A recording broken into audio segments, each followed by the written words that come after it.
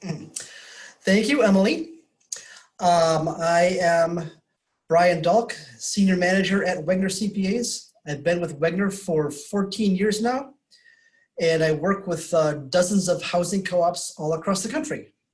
I am a former member of 3 different housing co-ops, and I served as the financial manager for one of them for 9 years. So housing co-ops really drove my whole career path.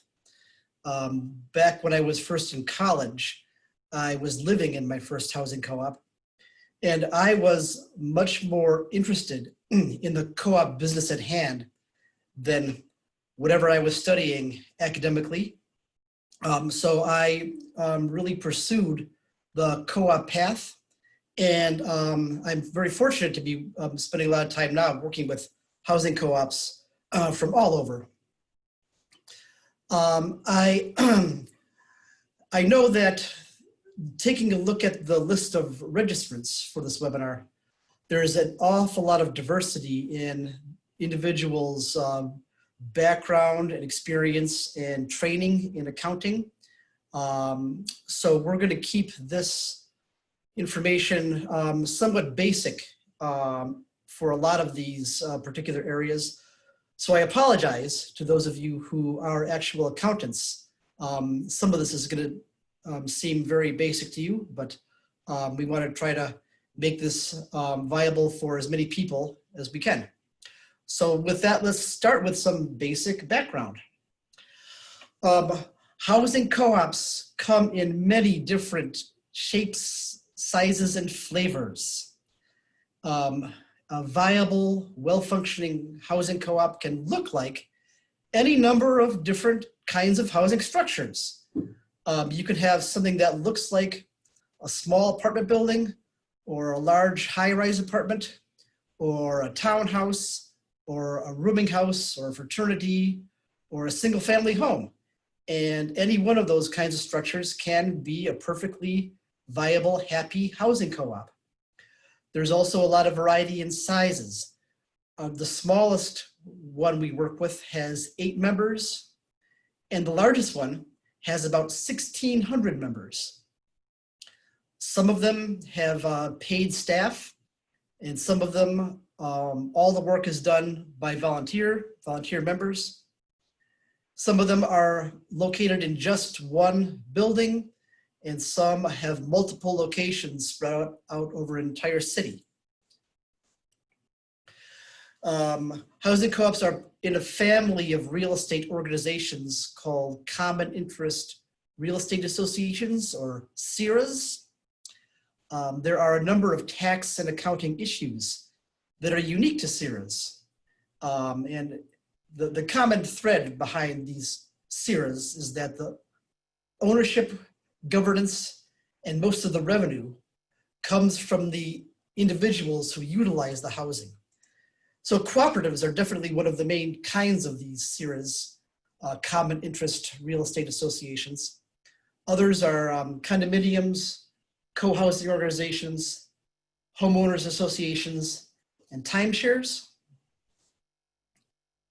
There is no one and only one specific definition of a housing co-op. 2 of them that I like, one comes from the National Association of Housing Cooperatives. People joining on a democratic basis to own or control the housing and related community facilities in which they live. And from the University of Wisconsin Center for Cooperatives, a housing cooperative forms when people come together to own and control the buildings in which they live. In both definitions, the concept of own and control by the member residents is key. There is no separation between the users of the facilities and the owners of the housing. And one of the important distinctions between a cooperative and a condominium involves the fact that in a co-op, the member owns an interest in the overall corporation, which in turn owns the real estate. Whereas in a condominium, an owner actually owns their own unit. In a co-op, The property taxes and the mortgage are usually attached to the entire property, not a specific unit. And usually a co-op requires approval when a member wants to transfer their ownership share to a new member, which is not usually the case for a condominium. And like any good cooperative organization, a housing co-op should operate under the principle of one share, one vote. Another way that housing co-ops are diverse is with respect to the nature of a member's investment in their housing. We could have situations that are called full equity co-ops or market rate co-ops, in which case the membership space transfers at whatever price the outgoing member and the incoming member agree on is the fair price to buy and sell the share. A limited equity co-op places limitations on the amount at which membership space can be sold for. There might be an appreciation limit of a few percentage points per year, and that's a way to keep the housing perpetually affordable. And we could also have what we call no equity or leasing co-ops, where there's really no opportunity for a member to earn a profit on their investment in the co-op. Situations like that, the co-op is sometimes eligible to obtain tax-exempt status from the federal government for income tax purposes and or the local municipality for property tax purposes.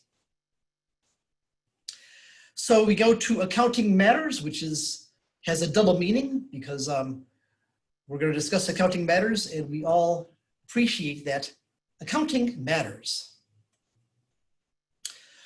So just taking a look at some of the basic financial statements, and I know that people who are experienced accountants will find this to be pretty elemental, but when we talk about financial statements that an organization like a housing co-op occasionally needs to produce, we're really referring to a few specific terms.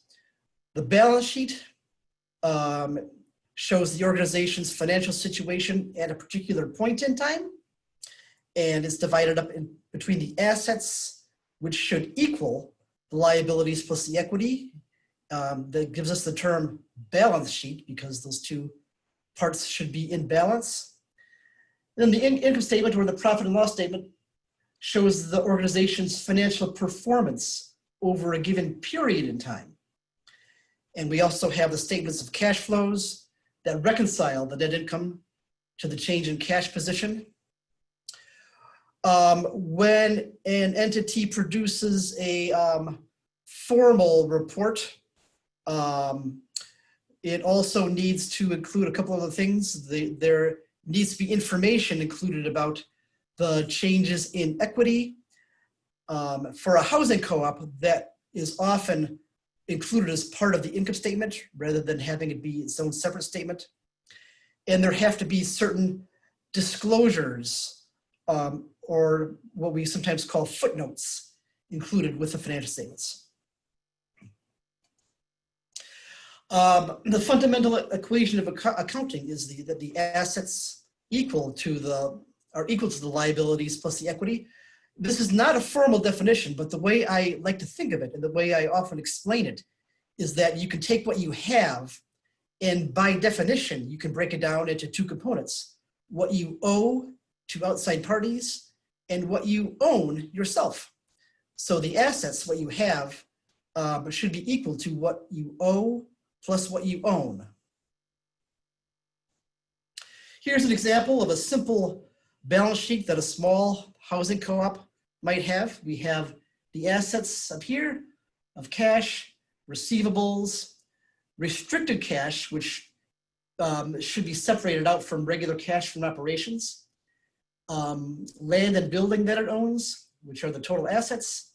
The total liabilities are amounts that are owed to outside parties, basic accounts payable, a loan payable, and member deposits. and the difference being the equity of the co-op. One interesting thing about housing co-ops with respect to their land and building on their balance sheet, the accounting rules state that property costs, such as land and building, have to be listed at their historical cost, the amount that was originally incurred to acquire the land and the building.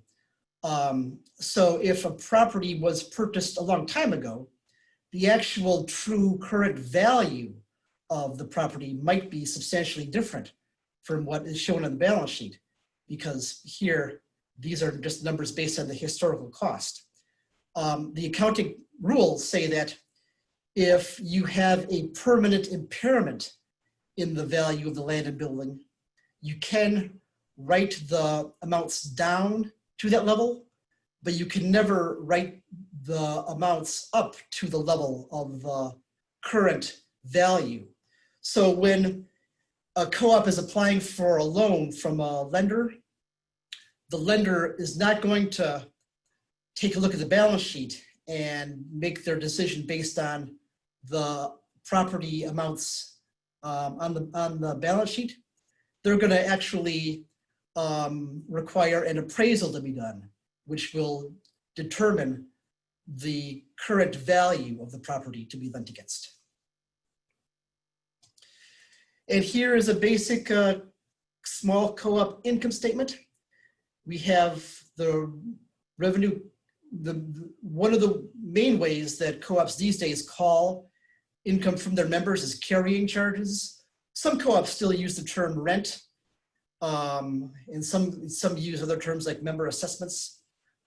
But the revenue are those financial transactions that increase, that add to the financial status of the co-op. And the expenses are the items that decrease the financial situation of the co-op. Things like loan interest, utilities, depreciation, maintenance, education. Any good income statement will have the revenue minus the expenses showing the net income, in this case, $4,000. And there's a particularly important component of the balance sheet to look at called equity. For a housing co-op, the equity usually has two primary components.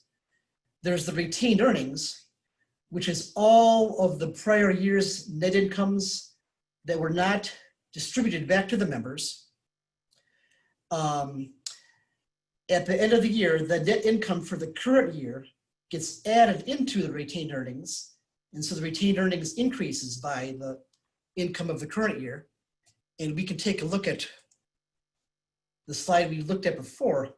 We have this net income of $4,000 for this co-op. The beginning retained earnings was $50,000. And so if we add the net income to the retained earnings, we have the new retained earnings at the end of the year going forward of $54,000. The other major component of equity for a housing co-op would be the member shares. And co-ops will sometimes use other terms for this. They might call it stock, certificates, capital contributions, deposits. It's what a member contributes to the co-op as a condition of joining the organization. It's recorded as equity if the return of the shares is not an automatic entitlement when the member leaves. For example, if the member needs to find a new member to take their place before they get their share back, or member is maybe the member was only entitled to get their share back if the board of directors explicitly approves it. That's when you record your shares as equity. If the return of the share is an automatic entitlement when the member leaves, assuming they don't owe any money to the co-op or they haven't trashed their unit, then it should be recorded as a liability. It's considered pretty synonymous with a regular security deposit in that case. So if we look here, 2 slides ago, we see this $10,000 in member deposits For this particular hypothetical co-op, those member deposits or shares are automatically refunded to the members when they leave, assuming they don't owe any money to the co-op. And so it's listed as a liability instead of a component of equity. So let's take a look at some important concepts, accounting concepts that are involved with co-ops. With any organization, not just co-ops, internal controls is very relevant. The organization needs to have some processes in place to protect its assets, and it needs to have processes in place so that people can have confidence that the financial information is in fact correct and it's not misstated due to fraud or error. So you want to have controls in place to make sure that the finances themselves and the financial processes are being handled appropriately. One of the most important things that can be done is to have financial transactions reviewed by somebody who does not process them, a concept we often call dual control. That involves reviews of cash disbursements, including canceled check images, by somebody who's not involved in the cash disbursements process, a review of the payroll reports by someone not involved with the payroll processing, and a review of the accounting transactions recorded, especially things like journal entries, by someone who's not involved in the day-to-day bookkeeping. So that's the most important thing you can do, is have multiple pairs of eyeballs reviewing your important financial transactions. No one person should be handling all the parts, the entire process of the financial process without having them reviewed by another individual. Other things that would be good best practices are proper documentation behind financial transactions, maintaining good records and supporting documentation, having solid processes for approving new vendors, and having ongoing processes of budgetary analysis and benchmarking. That's an area where the board of directors can get involved with and help out with the oversight. Depreciation is a very important area of housing co-ops. The basic concept of depreciation is that some assets, buildings, renovations, furniture, equipment, they are not recorded as expenses when they are purchased. Instead, they are put as assets on the balance sheet and then depreciated over time, and that depreciation will show up as depreciation expense on the income statement. How long should assets be depreciated?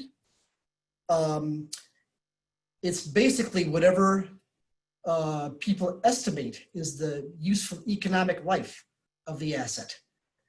It shouldn't necessarily be the same as the statutory life assigned to it for income tax depreciation purposes. And we'll get to that a bit later.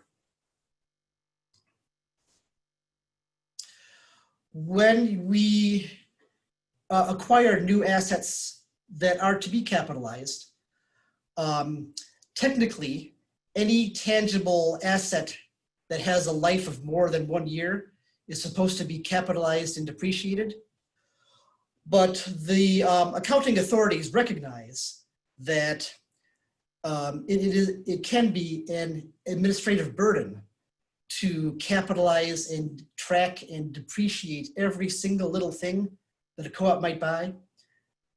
And so we recommend that co-ops adopt a capitalization policy that has a specific dollar threshold that dictates what items should be capitalized and when they can be expensed.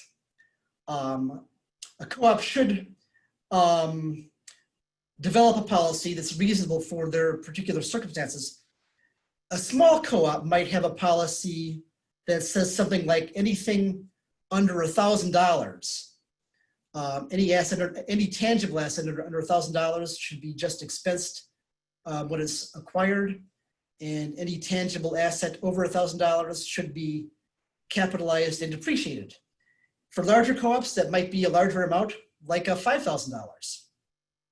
For tax purposes, a co-op can take what is called the de minimis safe harbor election, in which case the IRS is not going to challenge the deductibility of any asset that is deducted under $5,000 for organizations that have regular audits. And for organizations that don't have regular audits, they will not challenge the deductibility for items under $2,500. But a co-op should adopt a policy that's reasonable for their particular situation. For co-ops that produce formal financial reports, there is this thing called a replacement fund study that's a required component of a financial report. Essentially, and this is not just for co-ops, but it's for all CIRAs, all common interest real estate associations. Every formal audit report has to have a summary of its replacement fund study, which shows the estimates of future major repair replacement costs of the co-op's tangible assets. It doesn't have to be done by a professional organization hired from the outside. It can be done by people from the co-op itself, either members or staff, as long as they have the professional expertise to do it appropriately. And in an audit report, the auditors will not actually express an opinion on the study. Auditors generally don't have the expertise to be able to evaluate the competence of the study. So it's almost always presented as an unaudited component of the report. One final point about this is our reading of the rules indicates to us that the class of co-ops that are known as no equity co-ops or leasing co-ops don't have to follow that rule.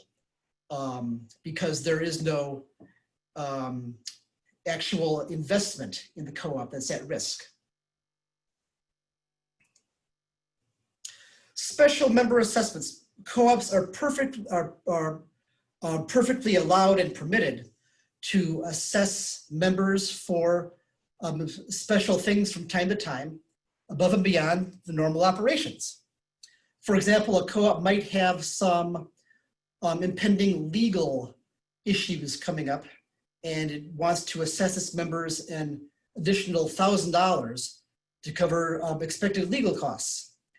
If those legal costs are not going to be incurred this year, and will be incurred in a later year, they should not be recognized as revenue in the current year. They should be recorded as a liability account called deferred revenue in the current year.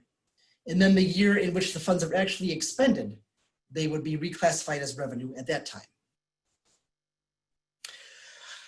To throw a bit more of a twist into things, it's important to point out that there are a couple different primary methods of accounting that are used. There is what is called the accrual method that's used for most reports that are presented according to generally accepted accounting principles. This is a high level of accounting.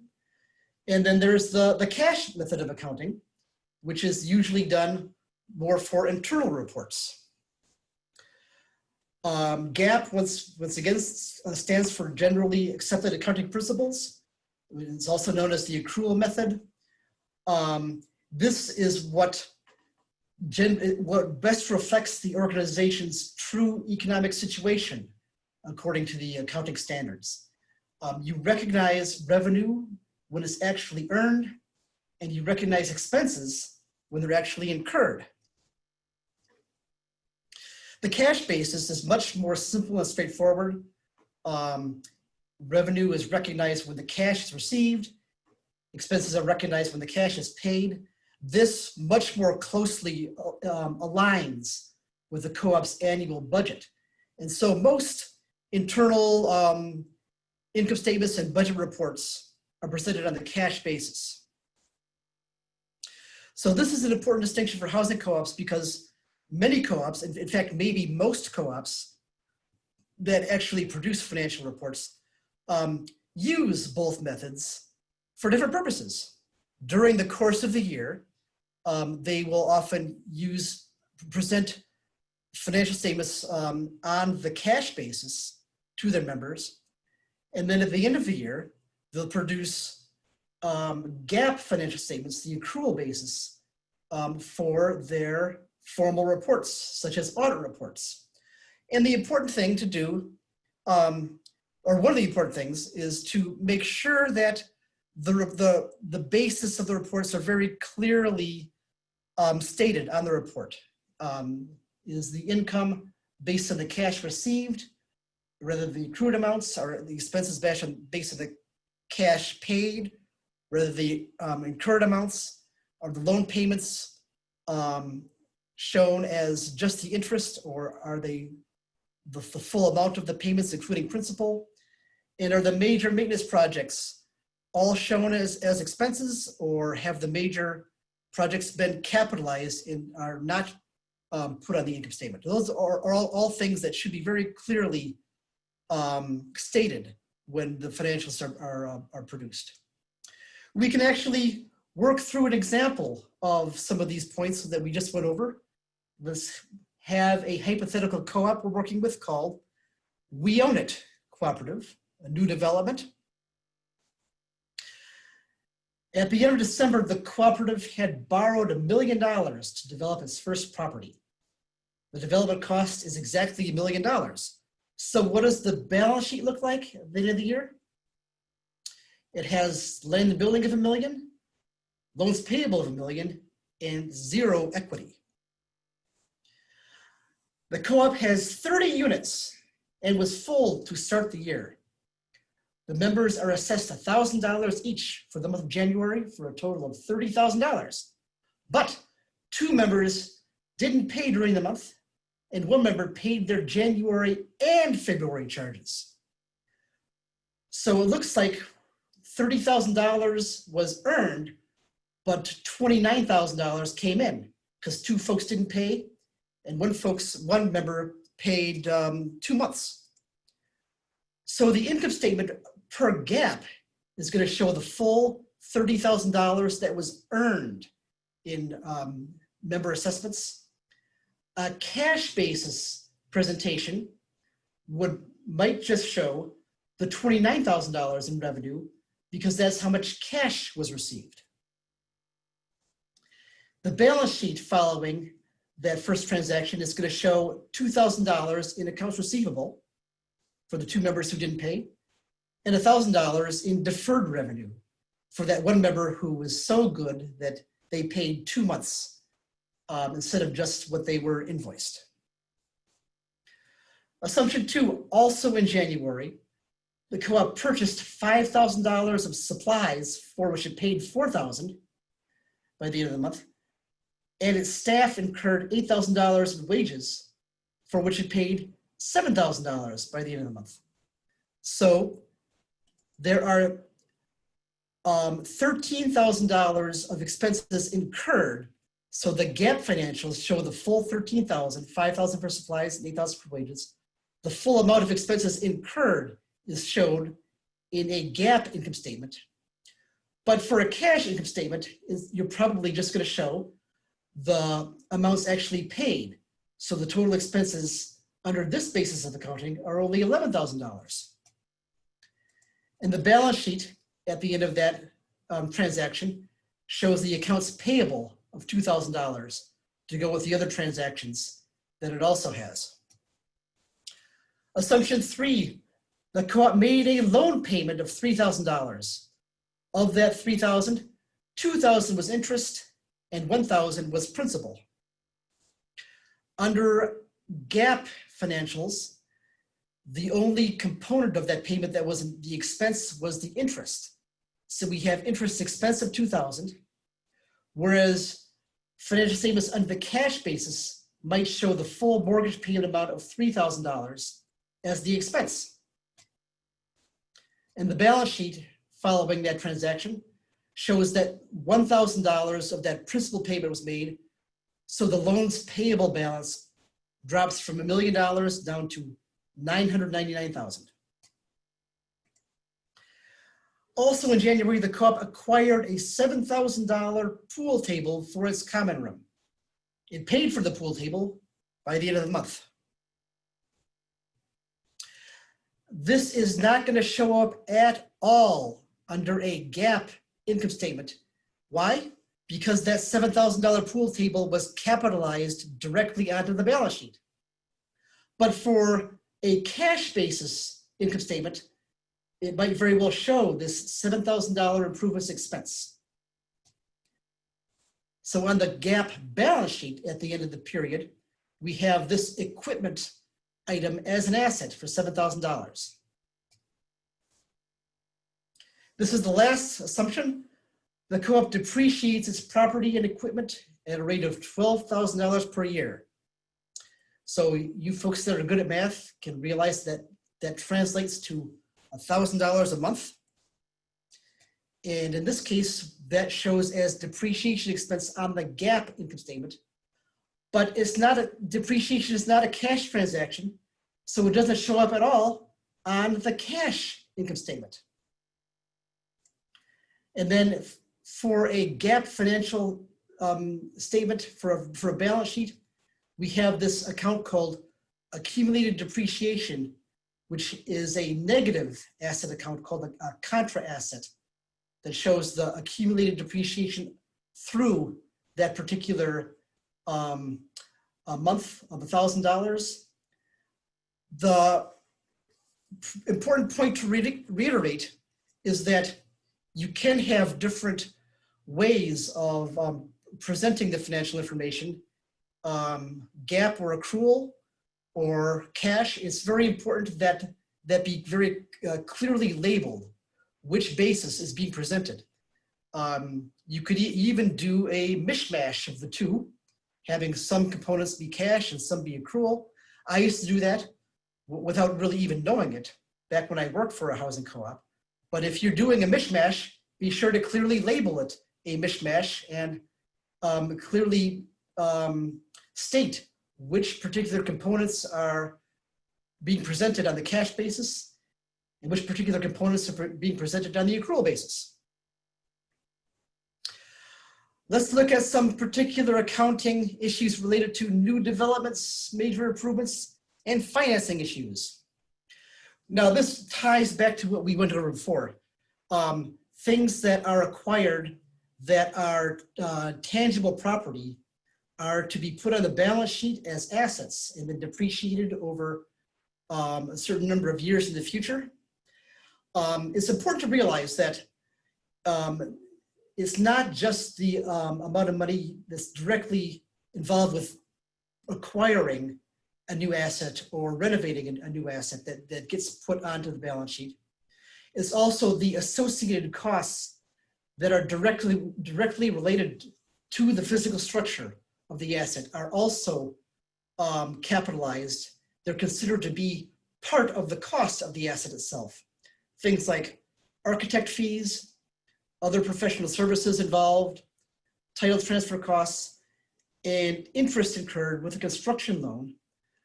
These are all part of the cost of the asset, and they should be added to the asset's cost and then depreciated over time along with the property itself. When a co-op acquires new property, there's an important step involved in separating the cost of the land versus the cost of the building. Why is that important? Well, land does not depreciate, so the land cost will stay constant the entire time the co-op owns that property going forward. The building does depreciate. For tax purposes, the statutory life is 27.5 years. but that shouldn't necessarily be the life chosen for financial purposes. In fact, many co-ops I work with often assign lives for buildings that are far longer than 27.5 years, thinking that the building is going to give a useful economic life of many decades into the future. You can use any reasonable method to allocate or separate the costs of the land from the cost of the building. One common approach is to take a look at the most recent property tax assessment or property tax bill, which will usually state the cost of the land at the time, or the value of the land at the time from the value of the building. And that is accepted as a basis for the initial cost of the land versus the cost of the building allocation. Costs of obtaining loans should not be expensed on the income statement. The proper accounting treatment for that is to record the loan costs on the balance sheet as what is called a contra liability account. And then those costs are amortized as interest expense over the length of the loan. These costs are sometimes referred to as loan costs or loan fees or debt issuance costs.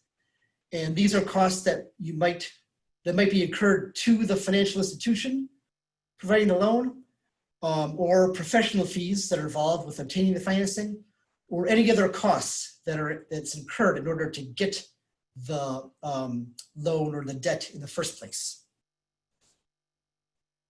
Just as a source of information, to obtain financing, a co-op can always approach a traditional bank, like many real estate organizations do. Traditional banks don't always fully understand co-ops or want to get involved with co-ops. And so there are some alternative sources that can be looked toward.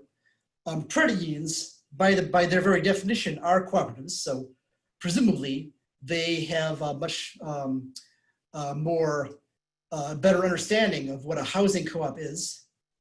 And there are some lenders that have been established with the purpose of directly working with cooperative organizations, Shared Capital Cooperative, Capital Impact Partners, the Kagawa Fund for Student Co-op Development, the National Co-op Bank, and the Cooperative Fund of New England.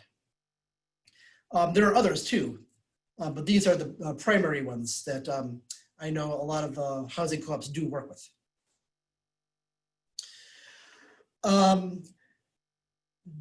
We can also take a more detailed look at the accounting for mortgage payments.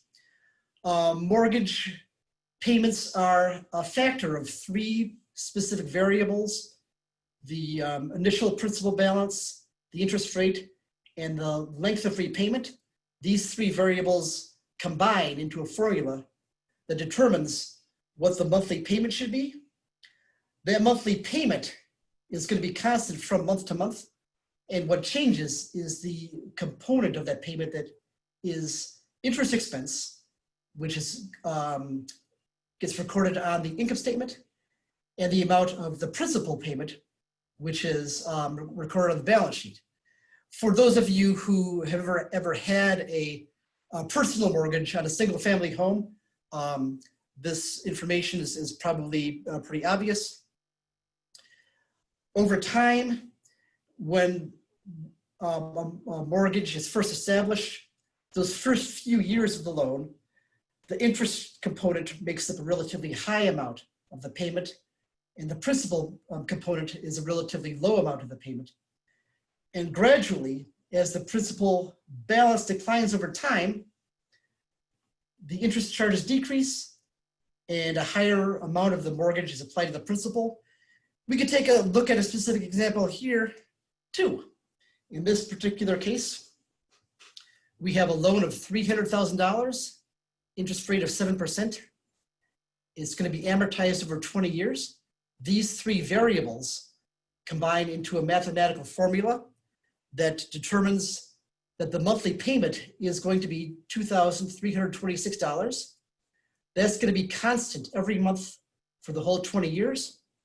So in the first couple payments, we have that established payment amount, a loan balance of $300,000. The first couple payments, that interest amount is going to be pretty high. The first payment, the interest is $1,750. The principal is $576. That brings down the loan balance from $300,000 down to $299,424. So now with that second payment, because the loan balance is a bit lower, the amount of interest charged is going to be a slightly lower amount than it had been the first month. The monthly payment is the same, but we now have $3 less of that payment going to interest and $3 more going to principal. And if we take a look, we jump ahead of time 20 years, this is how it looks like at the very end of the period. We still have the 23-26 is still our constant monthly mortgage payment, but now as the loan balance finally goes down to zero, the principal component is the vast majority of the payment. And because the loan balance is now so low, the interest attached each month is a very tiny amount. Okay, let's go to the final section of this presentation, which is income tax issues. The IRS has made it clear that in many important ways, a housing co-op member is a homeowner, and housing co-op members do have some of the benefits that homeowners have in the tax code. It is Internal Revenue Code section 216 that discusses the income tax benefits available to co-op members. A housing co-op needs to meet certain tests to qualify for 216 status. It has to have a corporate form. It should only have one class of stock. The members need to have the right to occupy the units. It needs to meet at least one of these three financial tests that involve revenue, usage of space and expenditures, and it can't have any distributions to members that aren't derived from earnings and profits in the first place. So if it meets these tests, then the property taxes that the co-op incurs can be passed on to the individual members, who can then itemize those property tax expenses on their individual tax forms. They can take itemized deductions. Similarly with interest expense, the interest expense the co-op pays can be allocated to individual members, and the individual members can take that interest expense and record it on their personal expenses as itemized deductions. Now, itemized deductions are not as prevalent as they used to be as of about 3 years ago, because there was a significant change in the tax code, which significantly increased the amount of the standard deduction. So now far more individuals are taking the standard deduction as opposed to itemizing their deductions. And so therefore the itemized, the parts of itemized deductions such as property taxes and interest expense aren't as widely utilized as they had been. But nonetheless, there might be some co-op members that still do find it beneficial to itemize their deductions. And for them, this is a very powerful tax benefit to being a housing co-op member. Meanwhile, the co-op itself does get to deduct the property taxes and the interest expenses on its own books. The allocation to its members should be done on some reasonable method.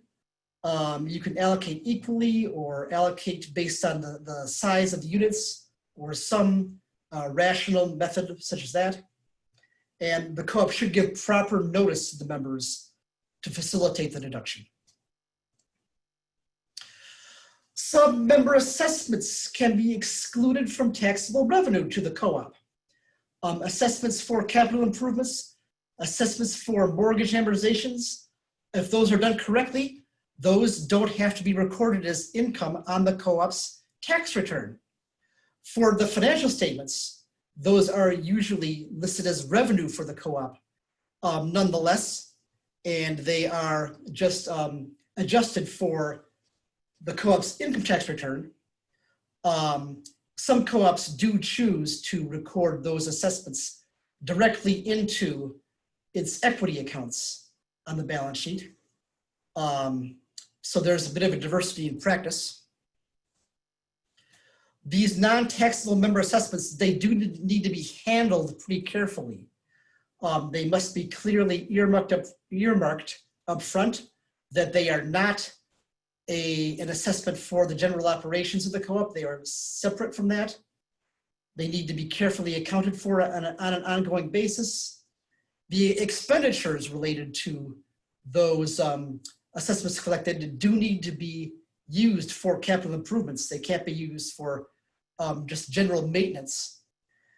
A lot of times we do see that co-ops do a good job of this first point when they assess the members for capital improvements. They do have that to be a clear and distinct assessment from general operations, but they don't necessarily do a great job of accounting for those funds properly once they've received the money and going forward. And so that's a very important thing to do carefully, because if the IRS ever were to challenge that and see that the co-op is not doing a good job of accounting for those funds that have been collected in prior years for those special purposes, it could retroactively deny that exclusion from taxable income in the first place. The patronage dividend is a wonderful part of the tax code that applies to cooperatives. Not just housing cooperatives, but cooperatives in general. It's refunding the net earnings of a co-op's members back to the members themselves, so that the cooperative essentially gets a refund on the amount that they overpaid themselves. The patronage dividend is somewhat of a rare occurrence in housing co-ops. In general, a housing co-op doesn't budget a lot more revenue from its members than it needs in the first place. And given that member assessments are a pretty predictable stream of revenue, there usually isn't a huge amount of excess of revenue over expenses for a housing co-op that is available to be allocated back to the members in the form of a patronage dividend. It's much more common in other forms of co-ops, such as food co-ops, where a food co-op that has a successful year might have its earnings from sales be far higher than its cost of goods sold and its operational expenses, and therefore it's in a good position to refund some of that net income to its members in the form of a patronage dividend. The dividend for a housing co-op should be given to the members on some rational basis. You could do it equally to all members, or by square footage of the relative units, or by charges paid. If it's done correctly, the patronage income should only come from the actual co-op activities of the co-op. So if a co-op happens to have a side business where it earns extra money, or it owns a subsidiary business or something like that, those earnings should not be included in the patronage dividend returned to the members. And usually for a housing co-op, those patronage dividends would not be taxable to the recipients. The IRS has an exclusion for patronage dividend income in that patronage dividends that are earned from individual or family consumption of daily services are not taxable. To make sure that the co-op is following those rules correctly and that it doesn't have to send tax notices to its members for the patronage dividends, the first year it does it, it needs to complete IRS Form 3491, which is an application for exclusion of patronage dividends from taxable income to the recipients. For a housing co-op, it's pretty automatic that that application would be accepted because virtually all of the housing co-op's operations do involve patronage related activities to its members. If a housing co-op does do patronage dividends, there are some rules it needs to follow. At least, well, first of all, one of the nice things, there are many nice things about a patronage dividend. One of them is that the co-op doesn't even need to pay all of it in cash immediately. It can retain some of the dividend itself and still take the full amount as a tax deduction. One of the rules, though, is that at least 20% of the patronage dividend does need to be given to the members in the form of cash or something substantially equivalent to cash, and no more than 80% can be retained by the co-op indefinitely. That money that's retained by the co-op is a form of equity and is recorded as a component of equity on the balance sheet. There is no specific rule about how long a co-op has to keep that money before it pays out the full amount to the members. It can keep the money as long as it wants, or it can retain the money as long as it wants. And if the patronage dividend is done correctly and all the rules are followed and it is considered a qualified patronage dividend, the entire amount is tax deductible to the co-op, even the amount up to 80% that was retained by the co-op as the retained portion of the dividend. For tax depreciation of housing co-ops, the statutory life is 27.5 years, as we mentioned before. That also applies to any improvements that are done to a building. Those are also depreciated over 27.5 years for tax purposes. Appliances, electronic equipment, and vehicles generally are given a statutory life for tax depreciation purposes of 5 years. And furniture and other equipment is generally assigned a statutory life for tax purposes of 7 years. In some cases, a co-op can take accelerated tax depreciation on some of its assets, especially the 5-year assets and the 7-year assets. Many of those are eligible for accelerated depreciation. So in many cases, the tax depreciation can be done far more quickly than just utilizing the depreciation over a 5-year period or a 7-year period. In fact, much of this right now, many of these assets are eligible for 100% depreciation in the first year that they're put in service. That accelerated depreciation is generally not allowed for the residential buildings and improvements, which are depreciated over 27.5 years. Those items are generally, that 27.5 year life is generally pretty fixed, and there's not much you can do to accelerate that. A co-op generally files Form 1120C, which is the tax form specifically set up for cooperatives. A general corporation that's formed as what is called a C corporation, that form is the 1120. And the 1120C takes the 1120 and adds some aspects to it that are specifically for cooperative activities. A lot of times we see co-ops that have filed a form 1120H, which is for homeowners associations. The IRS explicitly says that cooperatives are not allowed to file 1120Hs. So that is a big no-no for a co-op to file the 1120H.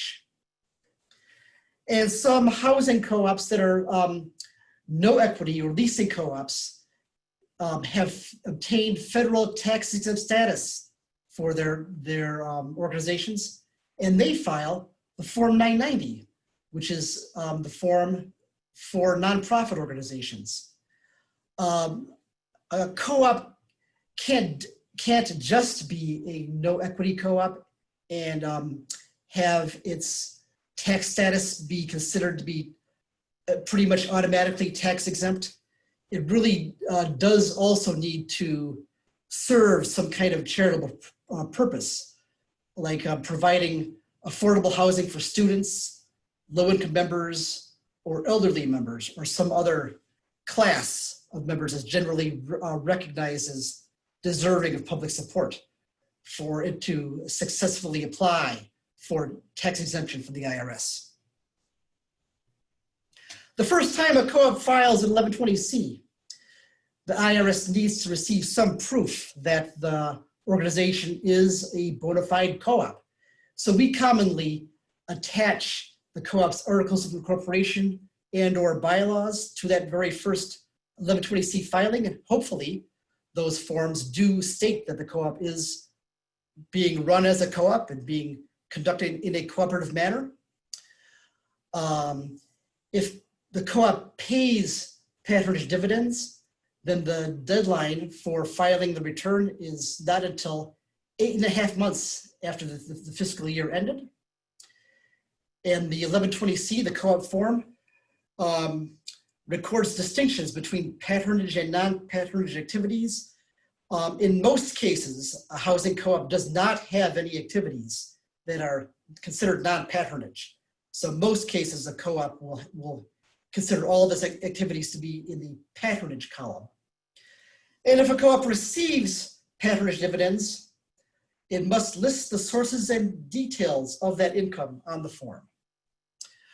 So those are the nuances that an 1120C form requires that a standard 1120 does not. And we have some resources available for co-ops to take a look at that have quite a bit of useful information.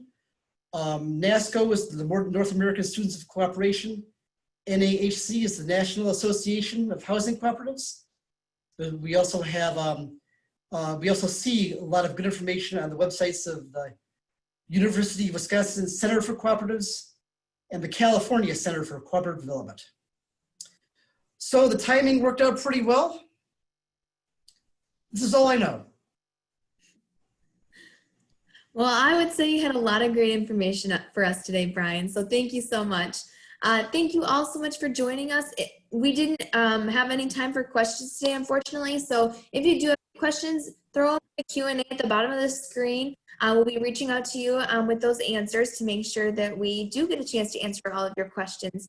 Thank you so much again. Keep an eye out for an email from us. You will receive a slide deck from today as well as the recording from the webinar today. So Brian, do you have anything else you'd like to add? Thanks for participating. I'm sorry we didn't get to the questions as well. And we will make a commitment to get all of those answered in a very timely manner. Wonderful. Thank you so much. Thank you again. And thank you, Brian, for your time today. Have a great rest of your day, everyone. Thanks, Brian.